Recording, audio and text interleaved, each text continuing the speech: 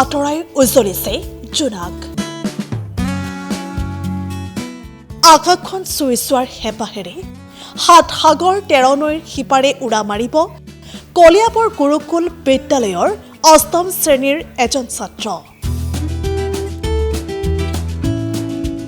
কলিয়াবৰৰ জোনাকজ্যোতি বৰদলৈক নাচালৈ আমন্ত্ৰণ।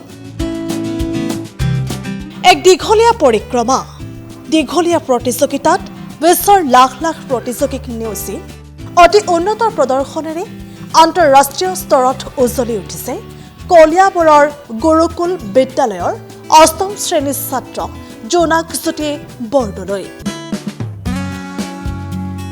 দুটা পৰ্যায়ত সমগ্ৰ বিশ্বতে আয়োজিত নাছাৰ ISSC পৰীক্ষাৰ প্ৰথম ৰাউণ্ডত ১৫ এপ্ৰিল আৰু দ্বিতীয় ৰাউণ্ড অনুষ্ঠিত হৈছিল ১৫ মে'ত।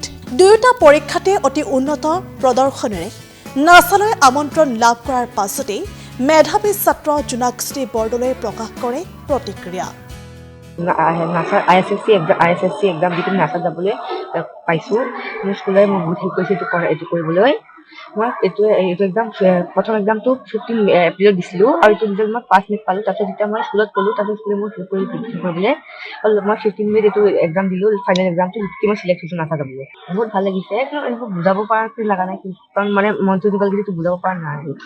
মানে তাতে এটা ডক্টৰ থমাছ চেমিনাৰ নামৰ এটা চেমিনাৰ আছে, তাতে আমি নাছা কেনেকৈ অপাৰেট হয় সেই চব বুজাব।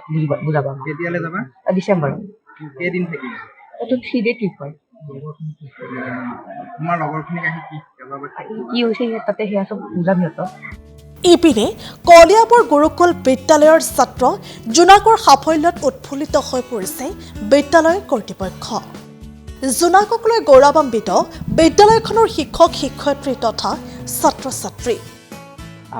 আমাৰ বিদ্যালয়ৰ ছাত্ৰ জোনাকজ্যোতি বৰদলৈয়ে নাছা ভ্ৰমণৰ বাবে সুযোগ পাইছে।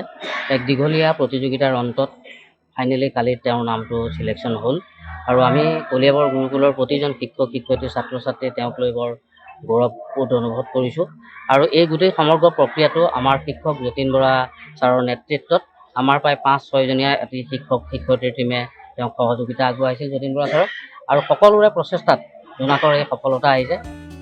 মেধাৱী ছাত্ৰ জোনাকজ্যোতি বৰদলৈৰ এই সাফল্যত দ্য নিউজ প্লাছৰ তৰফৰ পৰাও জনাইছোঁ শুভেচ্ছা।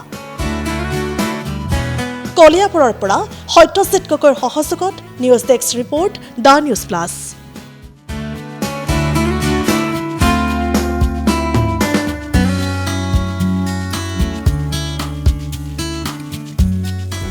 যিকোনো খবৰৰ বাবে যোগাযোগ কৰক আমাৰ এই নম্বৰত 9181 307 2221।